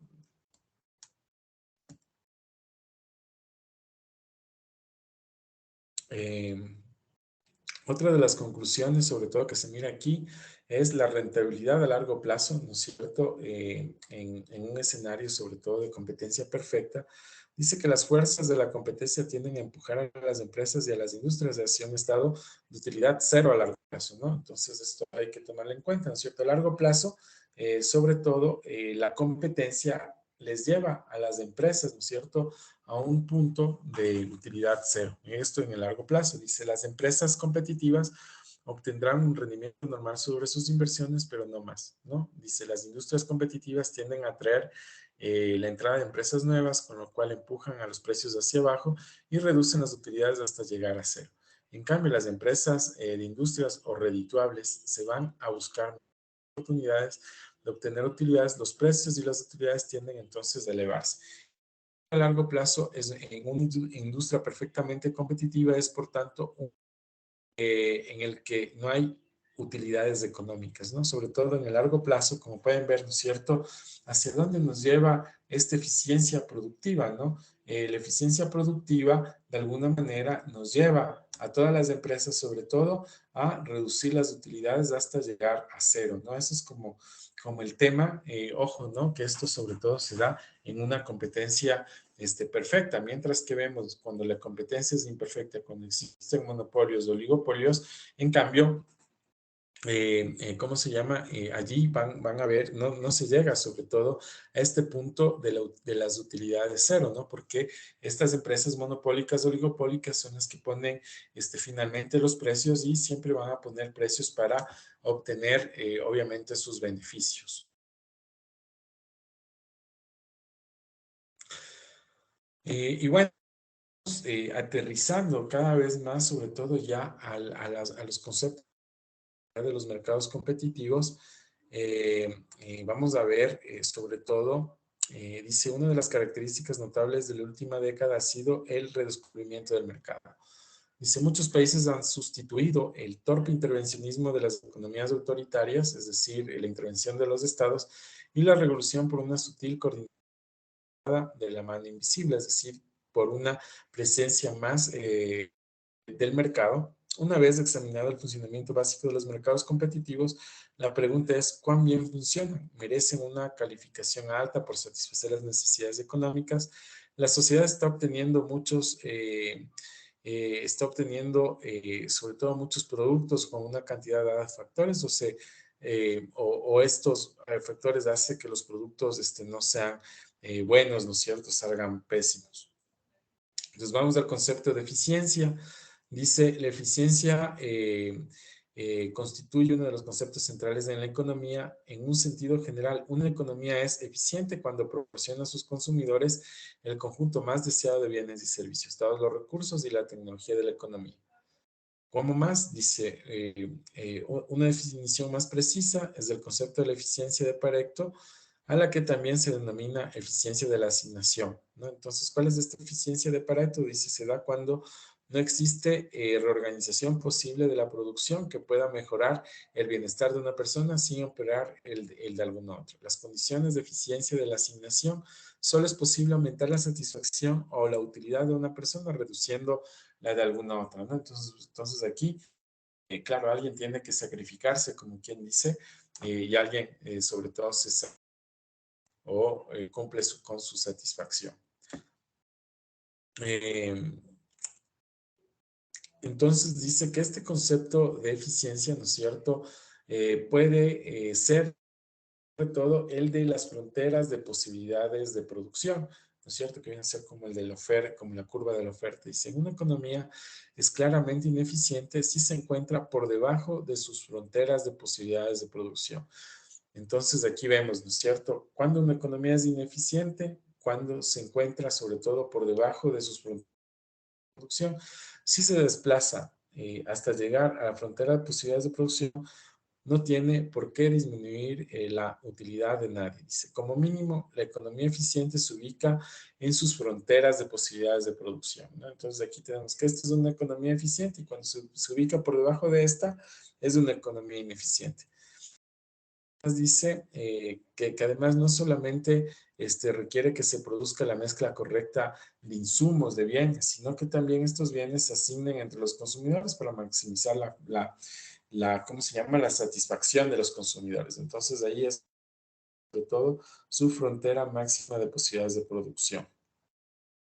Bueno, vamos a ver la eficiencia sobre todo cuando tenemos, cuando en una economía de equilibrio, ¿no? En una economía sobre todo competitiva, dice. Uno de los resultados más profundos de toda economía es que los mercados perfectamente competitivos asignan, ¿no es cierto?, los recursos eficientemente, ¿no? Entonces, esto se da en mercados perfectamente competitivos. Este importante resultado supone que todos los mercados son perfectamente competitivos y que no hay externalidades, ¿no? Como la contaminación o información que no sea precisa, imperfecta. Sin embargo, dice incluso si la economía es eficiente, esto no quiere decir nada respecto a la justicia de la distribución de los mercados competitivos. Dice, en esta ocasión, dice, se utiliza un ejemplo para ilustrar los principios generales que subyacen en la eficiencia de los mercados competitivos. Dice, considere una situación idealizada en la que todos los individuos sean idénticos, que cada persona trabaja cultivando alimento. A medida que la gente aumenta su trabajo y reduce sus horas libres, cada hora adicional de trabajo sudoroso se vuelve cansado. Cada unidad adicional de alimento consumido trae consigo una actividad marginal, ¿no? Acuérdense cuando veíamos sobre todo el grado de satisfacción, cómo se iba disminuyendo conforme se incrementaba, ¿no es cierto?, una unidad adicional. Cómo la producción de alimento se da las fijas de tierra por la ley de los rendimientos decrecientes. Cada minuto adicional de trabajo produce cada vez menos comida extra, ¿no? Sobre todo esto es por la ley de los rendimientos decrecientes que ya habíamos visto. Entonces dice, en la figura muestra la oferta y la demanda para una economía competitiva simplificada, ¿no? Entonces aquí tenemos la demanda, ¿no es cierto? La oferta. Esto sobre todo es en una economía competitiva, es decir, aquí hay la competencia perfecta. Dice, cuando se suman horizontalmente las curvas de la oferta de los agricultores idénticos, se obtiene una curva, ¿no es cierto?, de costo marginal, ¿no? ¿Qué más nos dice? De escalones ascendentes. ¿Cómo se vio? Dice, la curva de costo marginal también es la curva de la oferta de la industria, por lo que la figura muestra que el costo marginal, ¿no es cierto?, es igual a la oferta. Además, la curva de es la suma horizontal de todas las curvas de la utilidad marginal o demanda de alimentos. Entonces, se le representa con una curva de escalones descendiente, ¿no es cierto? Aquí entonces tenemos que la utilidad marginal es igual a la demanda, ¿no? En este tipo de curvas. ¿Qué más me dicen? El punto de equilibrio competitivo, los costos y las utilidades marginales de los alimentos se encuentran en este punto. Los costos y las utilidades se encuentran en equilibrio, ¿no es cierto?, a este precio. Bueno, aquí también esta curva, de alguna manera, sobre todo, muestra de alguna manera en el excedente económico. Dice, el costo de producir alimentos está representado por las barras de color gris, ¿no? Entonces aquí vemos, ¿no es cierto?, que esto, de alguna manera, estas barras me representan sobre todo económico. Dice que la suma del excedente del consumidor y del excedente del productor es del excedente económico.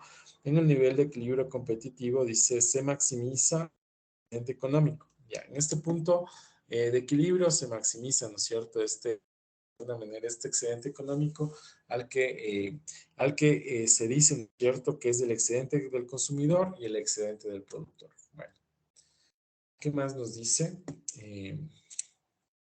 Bueno, nos da otra manera de analizar el positivo al comparar el efecto económico de una pequeña variación con respecto al equilibrio del punto E. Dice, esto se debe sobre todo a que es importante una asignación eficiente, ¿no es cierto?, de los recursos. Los consumidores deciden comprar alimentos hasta alcanzar su utilidad marginal. En consecuencia, la utilidad de una unidad consumida de alimentos proporciona a las personas precios útiles de satisfacción. Los útiles de satisfacción se miden en relación a la utilidad marginal constante. Bueno, vamos a ver qué más tenemos acá. Dice equilibrio con muchos consumidores y mercados. Bueno, aquí, ¿qué es lo que nos quiere decir? Sobre todo, dice, nos hace referencia sobre todo a una economía que tiene muchas empresas, ¿no es cierto? Cientos de personas, innumerables mercancías, economía perfectamente competitiva, seguir siendo eficiente en esta complejidad. Entonces, de alguna manera, claro, ¿no? O sea, la economía, sobre todo, puede ser eficiente, dice, sobre todo aquí dice que la eficiencia exige la presencia de condiciones rigurosas que se abordan. Bueno, ¿cuáles son estas condiciones, cierto, que ya habíamos visto? Dice, por una, que los consumidores bien informados, ¿no es cierto? Consumidores bien informados, sobre todo se apela a la racionalidad del consumidor. Otro, que los productores sean competitivos, ¿no es cierto? Productores competitivos, es decir, que no sean ni monopólicos ni oligopólicos, que no existan externalidades, ¿no es cierto?, como la contaminación. Esto es una externalidad. Dicen, en las economías, un sistema de mercados perfectamente competitivos, ¿no es cierto?, sobre todo recibe sobre todo para la eficiencia de Pareto, ¿no? Entonces, para tener un eficiente se requieren condiciones. De entre estas condiciones, sobre todo, de alguna manera es que la producción se encuentre en una situación de competitividad, es decir, que no sean empresas oligopólicas o monopólicas que monopolizan el precio, ¿no es cierto? Sino que de alguna manera se da por la fuerza de la oferta y la demanda. Entonces aquí vamos a ver sobre todo cómo se logre que el equilibrio del costo de una sola mercancía con empresas y con idénticos. Entonces aquí tenemos los tenemos la persona 1, la persona 2. Aquí tenemos la suma, ¿no es cierto?, de las demandas. Aquí tenemos las ofertas, ¿no es cierto? Oferta 1, oferta 2, empresa A, B, C. Y aquí tenemos, ¿no es cierto?, la producción de la industria, ¿no es cierto? Es decir, aquí está, representa de alguna manera la suma de las demandas que me da de alguna manera la representación de un mercado competitivo que integra demandas integra a los consumidores y a los productores. Entonces, en este punto, ¿no es cierto? En este punto de equilibrio, de alguna manera, ¿qué más demandas individuales se muestran? Bueno, aquí están las demandas individuales, el mercado dice agrupa todas las demandas de los consumidores y de la oferta de las empresas para alcanzar el equilibrio del mercado, situado en este punto de equilibrio E. La línea horizontal correspondiente al precio de los alimentos muestra dónde se alcanza el equilibrio de cada consumidor. Entonces aquí vemos, ¿no es cierto?, que en este punto de mercado y vemos que en este punto, ¿no es cierto?, a este precio se obtendría, ¿no es cierto?, de alguna manera el equilibrio tanto de la oferta, ¿no? A ese precio, ¿qué más me dice? Con horizontal de los precios de alimentos muestra donde se alcanza el equilibrio cada consumidor y me dice que en el precio, ¿no es cierto?, la utilidad marginal de cada consumidor es igual al costo marginal de cada empresa, ¿no? Viene a ser como la utilidad marginal, ¿no es cierto?, de cada consumidor y es el costo de producción de cada empresa. Y de alguna manera, en este contexto, ¿no es cierto?, se lleva una eficiente manera de asignación de los recursos. Dice, los beneficios de cada empresa competitiva se maximiza cuando la curva de la oferta está dada por la parte ascendente, ¿cómo se llama?, del costo marginal. El área de color gris representa el costo de producción de cada empresa cuando los precios son iguales al costo marginal. Gris, ¿no es cierto? Esto representa sobre todo, de alguna manera, el costo de producción. Cuando los precios son iguales al costo marginal, la industria produce con el costo total mínimo, ¿no? Bueno, ¿qué más nos dice con relación a esto? Bueno, el mercado perfectamente competitivo es un dispositivo para sintetizar, ¿no es cierto? Uno, la disposición de los consumidores. Dos, los costos marginales de los bienes. ¿Qué más? Bajo determinadas circunstancias, la eficiencia, ¿no es cierto? Donde hay bastante competitividad, sobre todo eficiencia, donde la utilidad de un consumidor puede elevarse sin reducir la utilidad del consumidor. Esto sucede incluso en el mundo de muchos factores y productos. El costo marginal como un parámetro comparativo para la eficiencia. Dice, el costo marginal es un concepto para la eficiencia, ¿no es cierto? Para cualquier organización orientada a sus metas, la eficiencia exige que se logre que el costo marginal de alcanzarla sea igual a todas las actividades. Un mercado, una industria obtendrá su producción total al costo total mínimo solamente cuando los costos marginales sean iguales a los de otra empresa. ¿Cómo ocurre cuando todos los costos marginales son iguales a un mismo precio? ¿Qué más nos dice? Bueno, las fallas de mercado. ¿Cuáles son las fallas del mercado que echan a perder la imagen idealizada, ¿no es cierto?, en el análisis de los mercados eficientes? Dice, los importantes son la competencia imperfecta. A ver, ¿cuáles son las fallas del mercado? ¿No es cierto? Dentro de las fallas de mercado tenemos la competencia imperfecta, o sea, cuando hablamos de competencia imperfecta, son las relaciones monopólicas y oligopólicas. Las externalidades, ¿no es cierto? Como la contaminación, es otra falla del mercado, ¿no es cierto? Y la información, ¿no es cierto?, imperfecta. Bueno, estos vienen a ser como las fallas del mercado.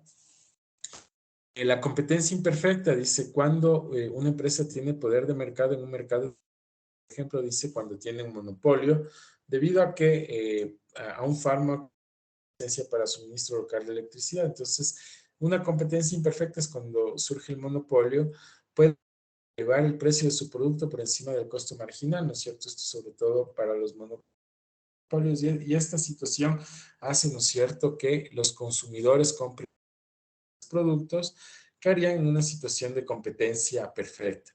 O sea, ¿qué más nos dice? Se reduce la satisfacción de los consumidores. De este tipo de reducción en la satisfacción es típica de las ineficiencias que crea la competencia imperfecta, ¿no? Entonces es cuando, sobre todo, ¿qué es lo que pasa? Que desincentiva al consumidor, ¿no es cierto?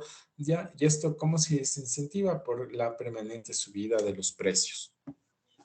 ¿Cuáles son las externalidades del mercado? Entonces, sobre todo se refiere a efectos de producción o del consumo. Por ejemplo, dice una empresa de suministros puede bombear humos sulfurosos del aire y provocar daños a los hogares y a la salud de las personas. Dice, si la empresa no paga para cubrir los daños, la contaminación será ineficazmente elevada y el bienestar del consumidor estará. O sea, sobre todo aquí estamos viendo, ¿no es cierto?, cuáles son estas amenazas que tiene el mercado, estos problemas, sobre todo estas externalidades, cómo se expresan en las empresas y cómo estas situaciones, ¿no es cierto?, conllevan finalmente a dañar el bienestar del consumidor, a afectarle, ¿no? Es en cuanto a externalidades, cuando nos referimos a información imperfecta, sobre todo se refiere, bueno, a que la teoría de la oferta y la demanda dice que supone que los compradores y vendedores están, ¿no es cierto? Por eso van a un mercado y van precisamente a comprar o a vender el producto en concreto, ¿no? Dice, se supone que las empresas saben todas las funciones de producción necesarias para operar en su industria.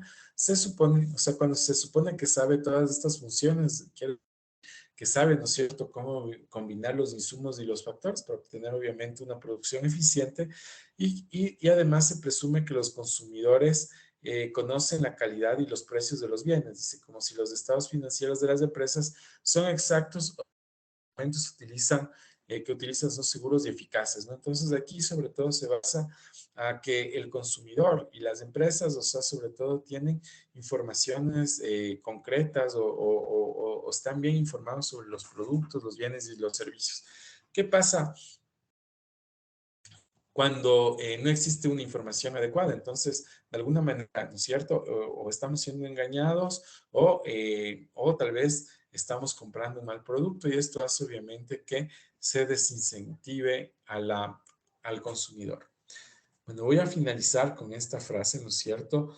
Que dice, no existe una respuesta correcta en este caso. La economía positiva no puede indicar qué medidas deben de tomar los gobiernos para corregir las ineficiencias del mercado. Son preguntas normativas que se responden en forma adecuada en el debate político y en las votaciones. Pero la economía puede proporcionar conocimientos valiosos respecto a los méritos de intervenciones alternas para que sea posible alcanzar una sociedad moderna en la forma más eficaz posible.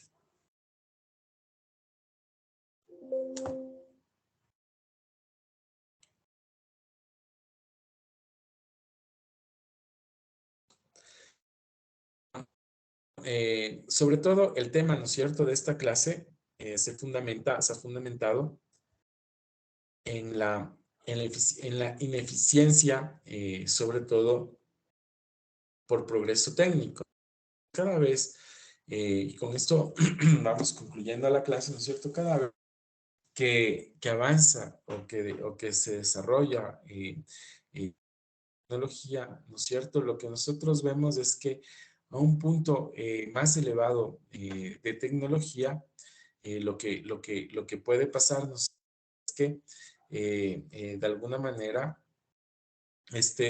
sobre todo las empresas, ¿no es cierto? Los mercados cada vez van siendo más ineficientes, sobre todo porque se va llegando a esa ineficiencia, porque conforme avanza, ¿no es cierto?, el desarrollo tecnológico, el desarrollo de las comunicaciones, el desarrollo de la producción a través de la tecnología, cada vez se va prescindiendo de algunos beneficios que se obtiene con la sociedad, ¿no? Como por ejemplo el mismo tema del trabajo, el tema de la redistribución de la riqueza, el tema, bueno, de lo que hemos visto, ¿no? Sobre todo el tema, ¿no es cierto?, de que cada vez que va creciendo la tecnología, va concentrando, ¿no es cierto?, las riquezas en pocas manos, se van haciendo relaciones de competencia totalmente imperfectas. En otras palabras, de alguna manera, siempre esta situación, ¿no es cierto?, el mejoramiento técnico o del desarrollo, como hemos visto sobre todo en el tema ya de cada vez estas van siendo más ineficientes, ¿no? Sobre todo más ineficiente. ¿Por qué? Porque de alguna manera, ¿no es cierto?, no se alcanza sobre todo a obtener estas condiciones que se requiere para de alguna manera obtener, qué sé yo, unas mejores utilidades, obtener unos mejores beneficios para que las empresas se puedan sostener, ¿no es cierto?, en el mercado sin que lleguen a situaciones de pérdidas, ¿no? Pero como vemos, ¿no es cierto?, mejorando el mercado, lo que va pasando es que la tendencia, ¿no es cierto?, sobre todo en competencia perfecta, es que todas las empresas de alguna manera a estas condiciones de utilidad cero, pero sin embargo van a seguir, ¿no es cierto?, con sus operaciones, van a seguir funcionando en el corto y largo plazo para de esa manera ir resolviendo cualquiera de estas situaciones, como hemos visto, tan complejas como se da con cuando las empresas son ineficientes, dejan de ser eficientes, no pasa otra cosa que pueden llegar a un punto, ¿no es cierto?, de cerrarse o de cerrar hasta que los precios vuelvan nuevamente a unos precios adecuados para seguir funcionando con las empresas. Bueno, esto ha sido la clase que les he tenido preparada. No sé si alguien tiene alguna consulta, quiere hacer alguna reflexión de lo que se ha visto o tiene alguna duda que no haya quedado clara, por favor, en este momento. Caso contrario, voy a dar por terminada la clase de este día.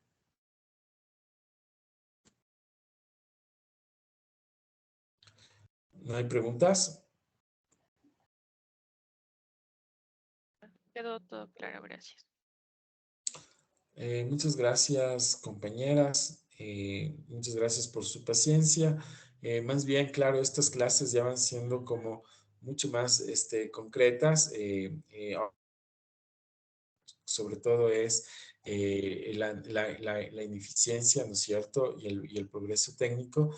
Entonces vemos por qué, sobre todo, a qué se refiere cuando hablamos de eficiencia y cuando hablamos de ineficiencia productiva, ¿no? Cuando hablamos de ineficiencia productiva, entonces ya sabemos que es una tendencia, ¿no es cierto?, de la producción, sobre todo en situaciones de competencia perfecta, ¿no? Cuando hablamos ya de situaciones de competencia imperfecta, pues es obvio que prácticamente, o sea, es una economía totalmente ineficiente, ¿no es cierto?, donde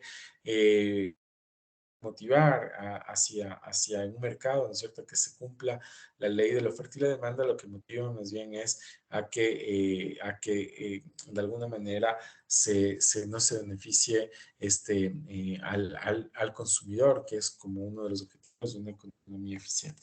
Bueno, muchas gracias, que tengan un excelente martes, resto del día martes.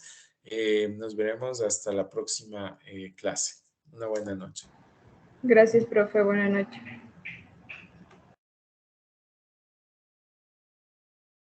Gracias, profe.